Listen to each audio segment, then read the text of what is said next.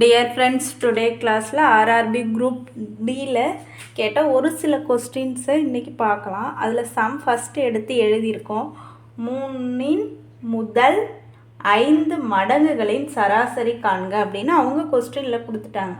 இப்போ என்ன செய்ய போகிறோன்னா 3 மடங்குகள் 3 மடங்குகள்னால் 3வது வாய்ப்பாடு 3வது வாய்ப்பாடை எடுத்து எழுத போகிறோம். அது எது வரைக்கும் எழுத போகிறோன்னா முதல் 5 3வது வாய்ப்பாடை 5 வரைக்கும் எடுத்து ஃபஸ்ட்டு எழுதுக்குமா.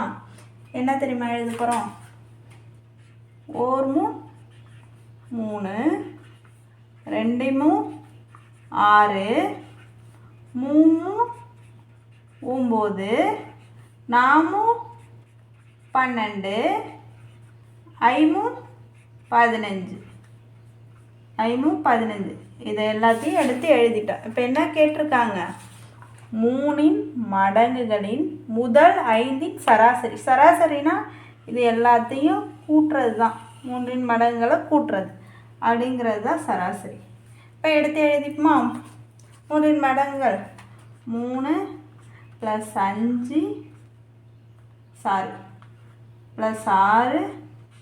+ 9 + 12 + 15. இப்போ சராசரி காண்க.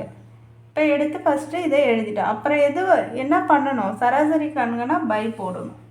பை எது வரைக்கும் எழுதிருக்கோம்? இது எத்தனை நம்பரு? 5 வரைக்கும். அதனால் 1 2 3 4 5 வரைக்கும் எழுதியிருக்கோம். அதனால் பை 5ன்னு போடலாம். அப்படி இல்லைன்னா முதல் 5ன்னு கேட்டிருக்காங்க தெரியுமா, அதுதான் பையில் போடணும்.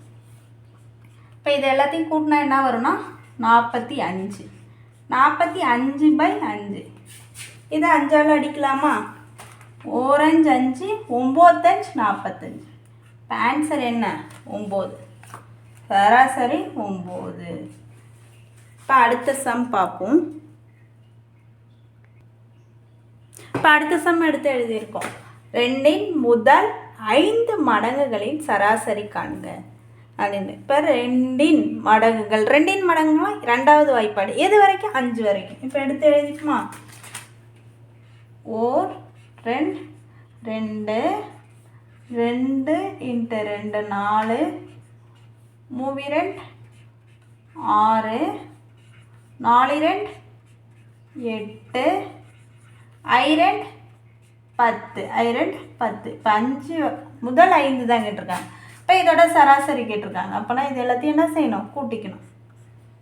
2 + 4 + 6 + 8 + 10 பை என்ன பண்ணணும்? 5 முதல் 5 அதனால் 5. இது எல்லாத்தையும் கூட்டினா என்ன வருது? 30. எல்லாத்தையும் கூட்டினா 30/5.